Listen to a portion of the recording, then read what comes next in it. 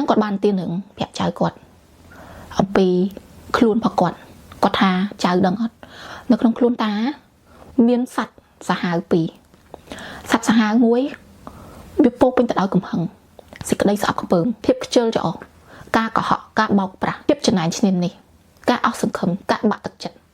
ការមើងងាយខ្លួនឯងហើយសត្វសាហាវមួយទៀតវាពោពេញទៅដោយក្តីស្រឡាញ់ការតស៊ូការអត់ឱនការជំនះបញ្ហាក្នុងជីវិតប្រឹងប្រែងហើយសត្វពីរហ្នឹងគឺសាហាវដូចគ្នាហើយចៅហ្នឹងក៏សួរតាថាអញ្ចឹងសត្វពីរហ្នឹងនៅក្នុងខ្លួនតាហ្នឹងមួយណាខ្លាំងជាងតាគាត់ប្រាប់ថាសត្វដែលគាត់ចិញ្ចឹមគឺខ្លាំងជាងពីព្រោះសត្វហ្នឹងវាឆ្លោះគ្នារាល់ថ្ងៃពីរហ្នឹងប៉ុន្តែតាគាត់សម្រេចចិត្តចិញ្ចឹមសត្វមួយនោះគឺក្តីស្រឡាញ់ការខិតខំប្រឹងប្រែងការតស៊ូការអនុគ្រោះនៅក្នុងសាច់រឿងហ្នឹងចង់បានន័យថាម៉េចបងប្អូនមនុស្សយើងគឺមានអារម្មណ៍ពីរនៅក្នុងខ្លួនដែលតែងតែឆ្លោះជាប្រចាំវាតែងតែបកែកគ្នា